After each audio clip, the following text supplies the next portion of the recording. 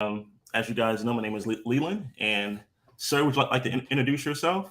Yeah, my name is Hank. I'm the lighthearted one. That is true. That is true.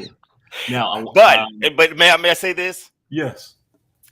Please do not take the smile and laughter. Don't misinterpret them. That's all Oh, I'm going to say to you. okay. That's all I'm going to say. I just got a sense of humor. I'm quick with it, so get with it. So I'm quick with it. All right. I hear you. You said I may be lighthearted, but it doesn't mean that I am without a heart. I'll put it that way. Yeah. Well, yeah. There's some content here somewhere. All right, so we're gonna jump right into it. As you guys know, we have the pleasure of chatting with a lot of you and getting your questions. And so, again, if you're listening live, please feel free to go ahead and put your questions in the comment section, and we'll be happy to answer those as they come through. In the meantime, Hank, what are we going to talk about specifically today for our folks? After yesterday's discussion, or the day before, yeah, Tuesday, yesterday's discussion, I think it was yesterday, whatever day it was. We got into some deep, I think, philosophical discussions about certain aspects of life. And as I've said before, I do not have a degree anywhere related to anything having to do with healthcare or medicine. Over the years, I've had wonderful coaches and mentors, and I've always had a thirst for knowledge. I just want to be better. And I've learned through life that to be better, you have to be engaged in something. Even in sports, to get better, you got to play. You got to play with people that are better than you, yada, yada. So, thus, I had mentors. I didn't know what a mentor was early in life. People just said, they call me by my middle name. Bernard, you need to do this. Bernard, do that. Bernard, have you considered this? Well, Bernard, why haven't you tried this? I think you'd be good at this. And as a result of that, being insecure and not knowing, not having a playbook, I was willing to try stuff. And as I tried stuff, I brought my horizons to the point that my personal curiosity says I don't need to wait for someone to say, have you considered this, that, and the other? I dove right in because continue to want to be a better me. So my question is, how do you become a better you? Because you can't wait for your parents, you can't wait for your friends, you can't wait for anybody to give you that boost, that impetus, okay, to be better, not necessarily more, because sometimes, Leland, I think we get things confused. We put a material aspect on success in life, and it's not all about material. It's about your mind, because you change your mind, you change your life. Okay. So, Hank, when it comes to the mind, that I believe that's something that most of us struggle with is the mind. How can someone actually truly change their mind? um I'm gonna hit it from a couple different ways, and it might make sense, it may not, but it makes sense to me because I'm saying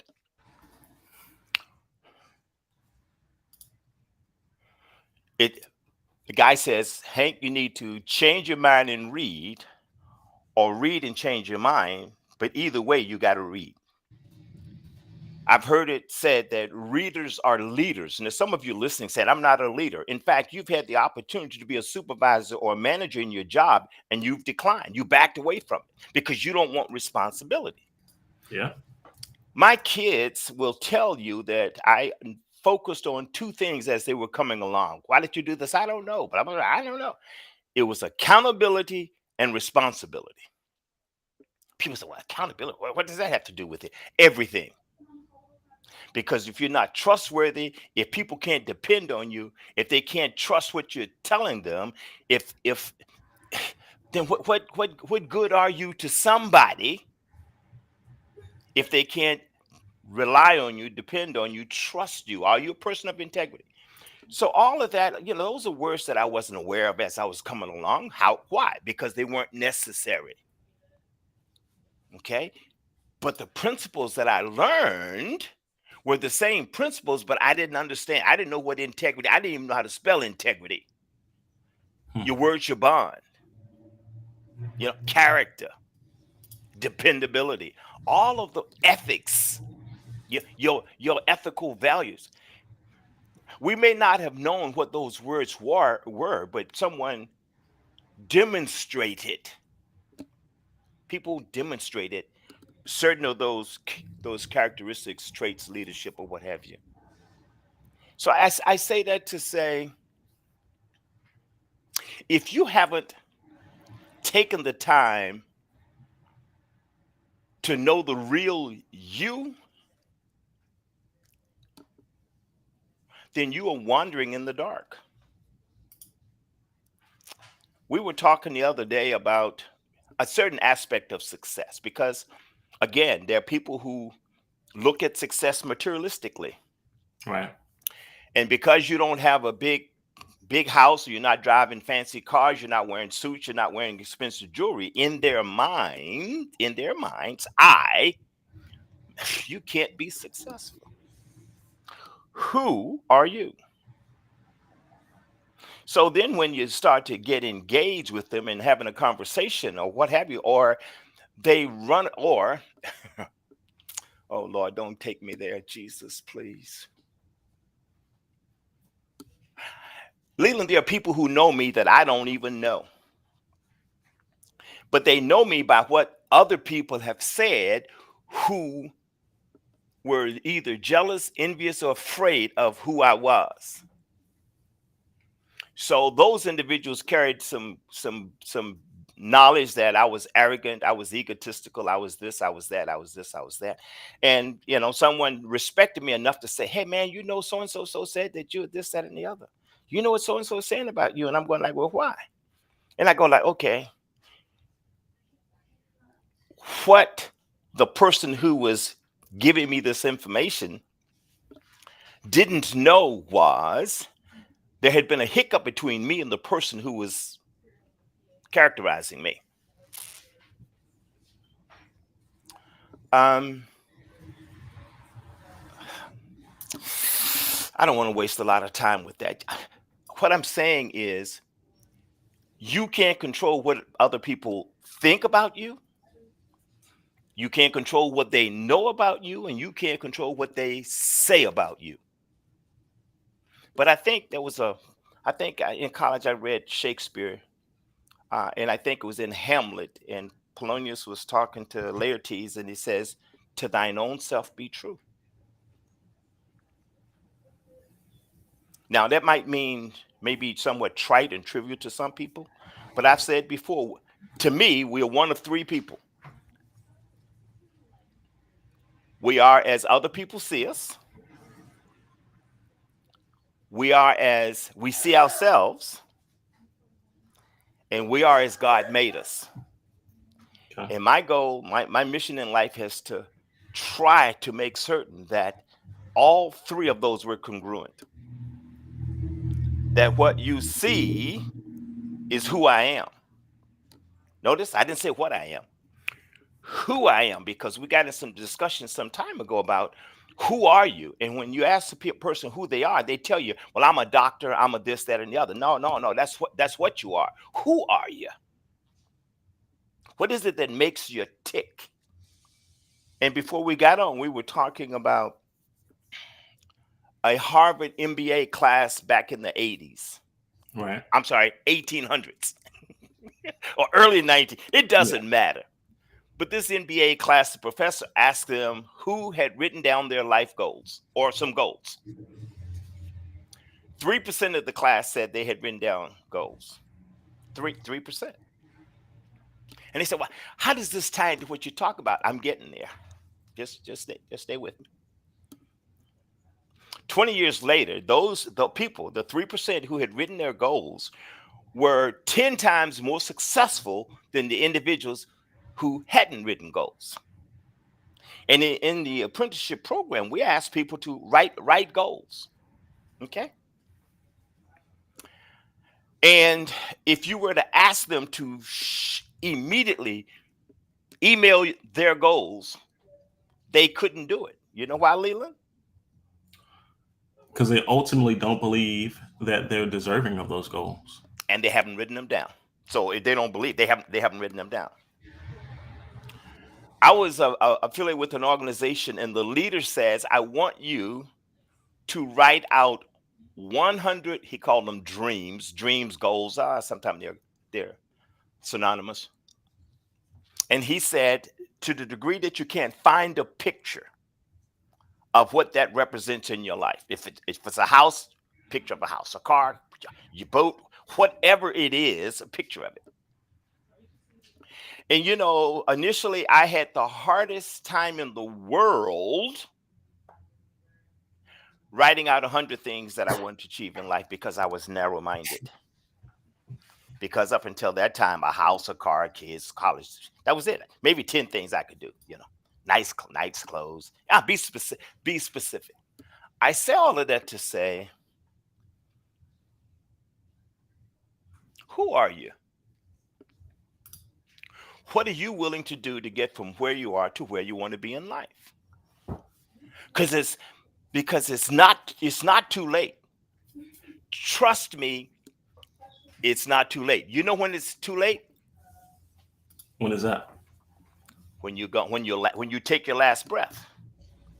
And the crazy part about it is people are worrying about when they're going to take their last breath. And God keeps saying, I'm in control of this. You do what you're supposed to do and leave me to do what I'm doing. So, you know how old I am. It doesn't matter. They don't need to know how old I am. It doesn't matter. It's irrelevant. It is. In the grand scheme of things, it's irrelevant. The point is, how are you living your life? How do you propose to live the rest of your life? Are you gonna live your life by somebody else's standards? Or are you gonna live your life based on what it is that you want to do? Write your goals down. Because in life, you've got choices, chances, and change. You have to make choices. Yeah. You have to take chances. That's right. And if you don't change the road you're on now, you're going to end up where you're headed. That's right. So people have, in fact, my daughter will appreciate this. She wants to go to Portugal on vacation. As you know, she's a chef in Chicago. And every time she plans something, a cook doesn't show up, the dishwasher, something. And as a result of that, she feels an obligation or responsibility to stay where, Leland? Here. At the restaurant. Absolutely. And I said, time out, baby. I said, I've been talking to you about being selfish every now and so often. Now, I know people going, selfish. How dare you talk to your daughter about being selfish?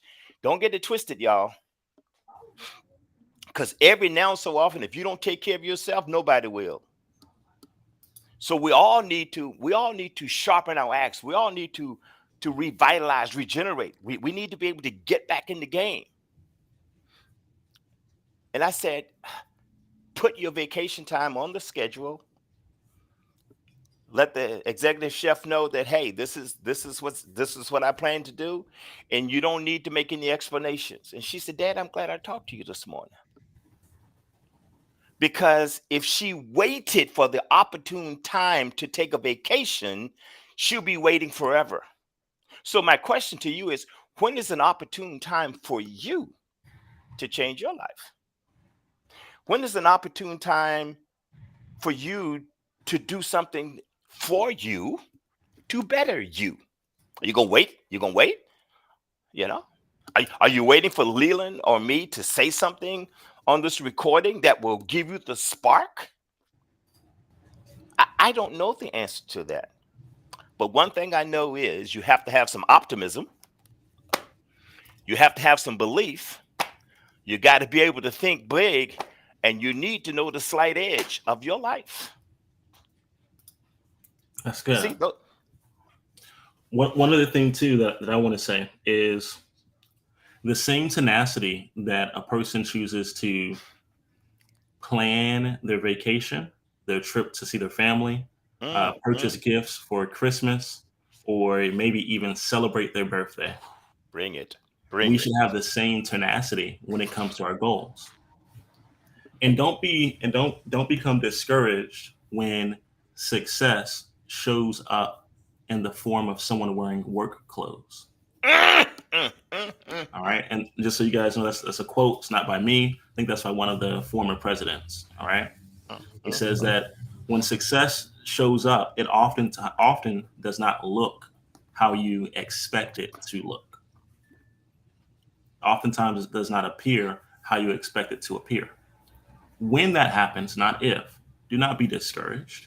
There you go. Instead, understand that behind that dirty exterior of coal lies a shiny, priceless diamond. Because what happens is that a diamond and coal are exactly the same. The difference is that the diamond itself, that is so much more valuable, it underwent a pressure cooking of circumstances, and that pressure cooking itself transformed that diamond, transformed that coal into a diamond. So I'm not sure if people even know that, but a lump of coal that is worthless, that is probably in Hank's fireplace as well as my fireplace. That lump of coal, if it were to be packed together and put in Pressurized. pressure type of a situation, can become a valuable diamond. Like in your life, if you're someone who is dealing with pressure, look at the positive. This could be a great reason. You yourself can come out to become that actual diamond. Let me say this, and then we're gonna call it quits. Because as I said, I read because then it helps to distill. I mean, no, it helps to discard certain beliefs and create new beliefs or reinforce certain beliefs. However, this says, and this is in a book called The Slight Edge. I've said it before, but I'm gonna say it again. Your philosophy creates your attitude. Your attitude creates your actions. Your actions create your results, and your results create your life. Be careful what you wish for. Be careful who's watching. Bless you. I'm finished. Hey, we'll chat with you guys next time again. In the future, feel free to put any comments or questions that you have in the comments. We'll be happy to answer those for you guys. And we will see you guys right back here on the next Tuesday. Super Bowl. After the Super Bowl. Somebody's going to win and somebody's going to lose. Exactly. But that does not deter either team from still playing and putting forth their best effort. Brothers playing against each other, the family going to be happy either way. Be happy. Be happy, guys.